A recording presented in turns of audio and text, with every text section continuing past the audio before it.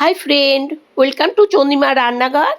আমার রকমারি রান্না খেতে ইচ্ছে করলে ইউটিউবে গিয়ে লিখুন চন্দ্রিমা রান্নাঘর আর সাবস্ক্রাইব করে রাখুন আমার চ্যানেল।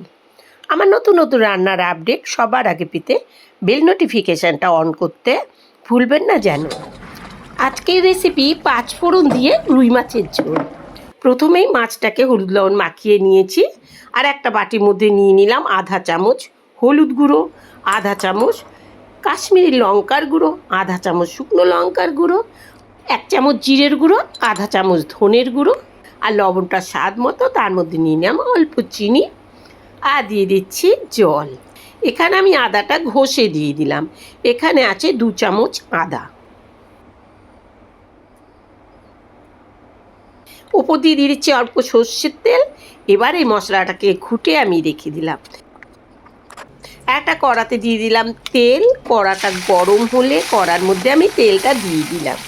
এবার তেলটা গরম হলে পরে এক এক করে মাছের পিসগুলো এখানে দিয়ে আমি ভেজে নিচ্ছি।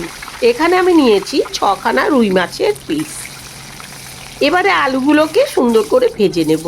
আলু ভাজার টাইমে দিয়ে দিলাম সামান্য লবণ আর একটু হলুদ। আলুগুলো ভাজা হয়ে গিয়েছে। ভাজা হয়ে গেলে ওই তেলের মধ্যে আর অল্প তেল দিয়ে এখানে দিয়ে দিলাম ফোড়নের জন্য 5 ফোড়ন।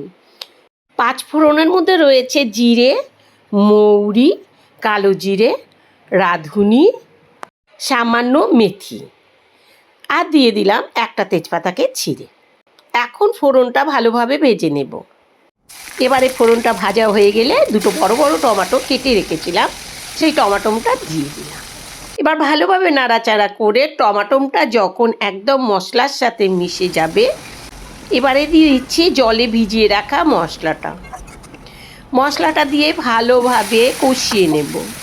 এই যে কষাতে কষাতে যখন পাশ দিয়ে এইরকম তেল বেরোবে তখন বুঝতে হবে মশলাটা ভালোভাবে কষা হয়ে গিয়েছে।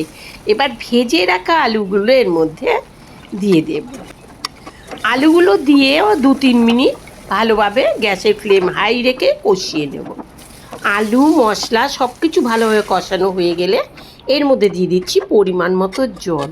বন্ধুরা, আপনারা ঝোলটা যেমন খাবেন তেমন আপনারা পরিমাণ মতো ঝোলটা রাখবেন। এবার জলটা যখন এইরকম ডকবক করে ফুটে উঠবে এক এক করে ভেজে রাখা মাছগুলো এর মধ্যে দিয়ে দেব। এখানে আমার আলু রয়েছে আর রয়েছে 6 পিস মাছ। আপনারা সেইভাবে পরিমাণ মতো ঝোলটা রাখবেন। এবার ওপর দিয়ে দিয়ে দিচ্ছি 3টে কাঁচা লঙ্কা চিড়ে।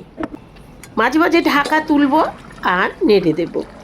প্রায় 5 মিনিট হাই ফ্লেমে ফোটাবার পরে এই তো তৈরি হয়ে গেল আমাদের 5 ফোড়ন দিয়ে রুই মাছের ঝোল। এবারে গরম গরম ভাতের সাথে পরিবেশন করুন। বন্ধুরা, আমার রেসিপিটা আপনাদের কাছে কেমন লেগেছে অবশ্যই লিখবেন। আমার চ্যানেলকে সাবস্ক্রাইব না করে থাকলে সাবস্ক্রাইব করবেন। লাইক শেয়ার কমেন্ট করতে একদম ভুল করবেন না। ভালো খান, সুস্থ থাকুন।